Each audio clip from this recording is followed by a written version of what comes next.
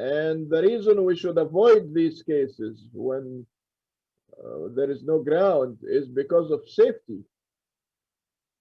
Basically, there are some, if you want to take some technical courses, we don't offer these courses at the university level, but you can find these courses maybe at some community college or something.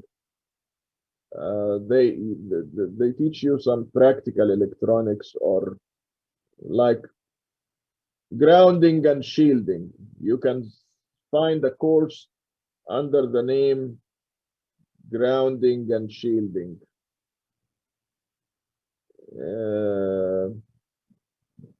I attended those things long ago, and I recall one of a fellow professor at University of Missouri, Rolla. By the way, they call it Missouri. University Missouri Rolla, and he was teaching those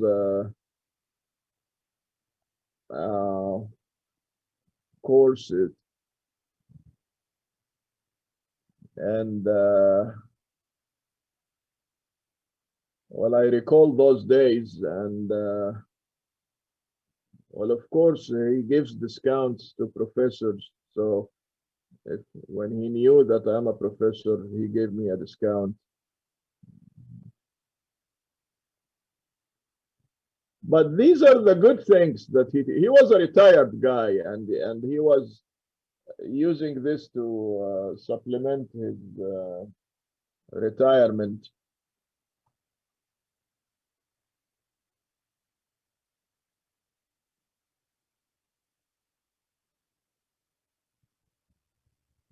So now,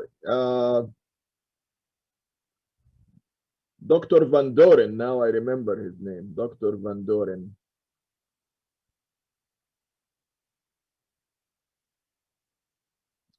All right, so what's the story of differential pairs now? The story is that it gives you a flexibility. You can get an output that's proportional to the difference between the two inputs. That's it. That's it. And you can take the output between this point and ground, or between this point and ground, or between these 2 points. As a matter of fact, generally, let me complete the story of Thomas Van Doren. When you take the output differentially without the presence of ground, this is okay for low voltages. If we're talking about 5 volt and 10 volt and 20 volts and something like that, that's not dangerous. That's okay. But let us suppose you have V output 1 equal to 1001 volts, and V output 2 is 999 volts. The difference between the 2 points is 2 volts only, but this is a very dangerous situation, because if you're gonna touch 1000 volts without ground, this is very dangerous to your life. If you touch 1000 volt without ground, this is very dangerous to your life. Yes.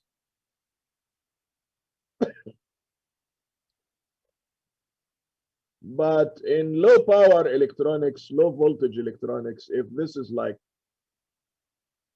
+5 and this is +3, nothing will happen. There is no danger or anything to your life.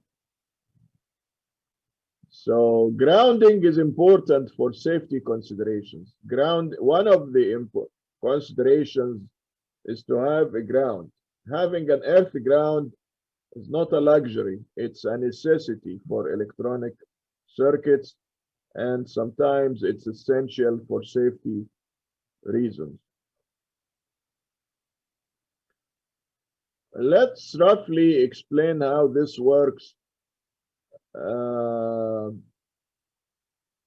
Let's assume that, let's go by the red numbers. Let's assume that this is -1 and this is 0. The base here is 0.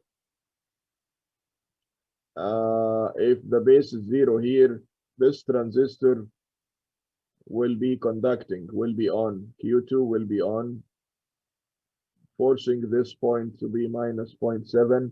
If this is -0.7 and this is -1, Q1 is going to be off. So one of the regions of operation is that Q1 off and Q2 on. All the current's going to go that way. All the current in IC2 is going to go this way in IO. All the current here is going to go this way. Nothing will go to the other side.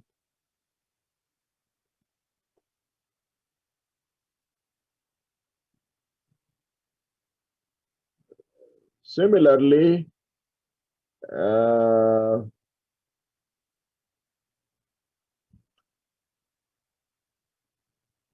you can apply 0 here. That's going to force -0.7 here. So this fellow is going to be conducting, and this fellow Q2 is going to be off. And all the current's going to go this way. So that's an identical, that's a similar scenario. There is a situation when both transistors are conducting. Let's say you have a 0 volt here and a 0 volt here. Both transistors are going to be on, and the DC current here in IO is going to be split equally between both sides. So you're going to have 50% here and 50% here.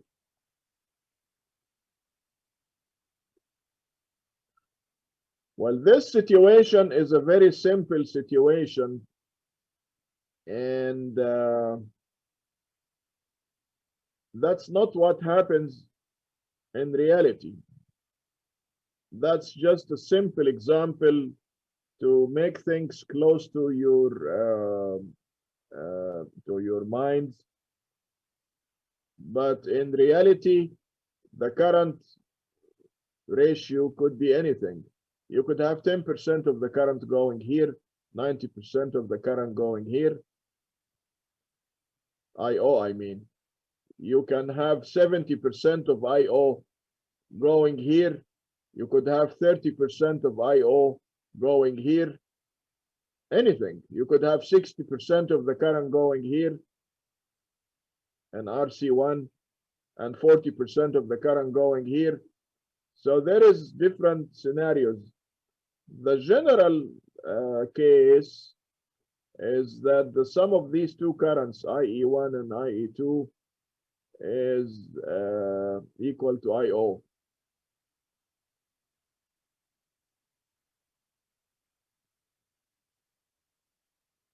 We can describe IE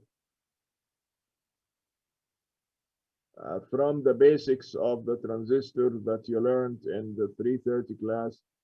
IE is I reverse saturation exponential VBE divided by V thermal. And V thermal, of course, is about 26 millivolts. Generally, it is KT over E, where K is a Boltzmann's constant, T is the absolute temperature in Kelvin, E is the electron charge. The electron charge is 1.6 times 10 to the power minus 19 coulomb. It's a big story here to come up with these numbers. And we need to look up the Boltzmann's constant also. So anyhow, that's the emitter current. The emitter current is an exponential function of the reverse saturation current. It acts like a diode. The transistor here, when it's in the on region, it acts like a diode.